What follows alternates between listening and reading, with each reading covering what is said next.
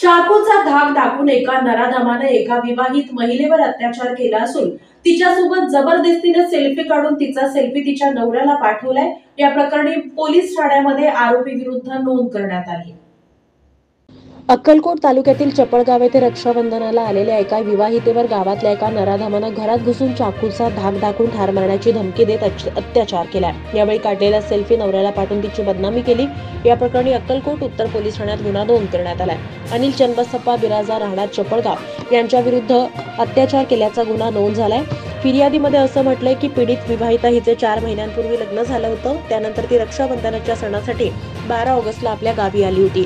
दरम्यान 28 ऑगस्ट 2024 रोजी फिर्यादी पीडित ही घरात एकटी असताना आरोपी अनिल हा घरात आला। त्यानं घराची कडी आतून लावली आणि पीडितेला माझं तुझ्यावर प्रेम आहे असं म्हणून तिच्या अंगाशी झोंबाझोंबी करण्यास सुरुवात केली।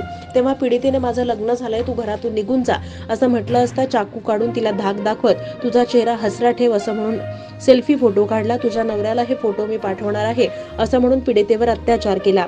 यानंतर दुसऱ्या दिवशी तिला शेतात बोलवलं, ती गेली नाही। तेव्हा त्या नराधमानं तिचा फोटो तिच्या नवऱ्याला पाठवला। हा प्रकार मुलीच्या आई-वडिलांना समजला।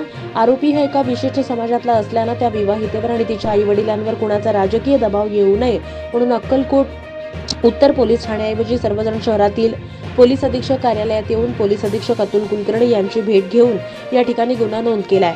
दरम्यान गावातील बसवराज बानेगाव आणि शाकीर पटेल यांना संबंधित आरोपींवर कठोर कारवाईची शिक्षा व्हावी अशी मागणी सुद्धा यावेळी करण्यात आली।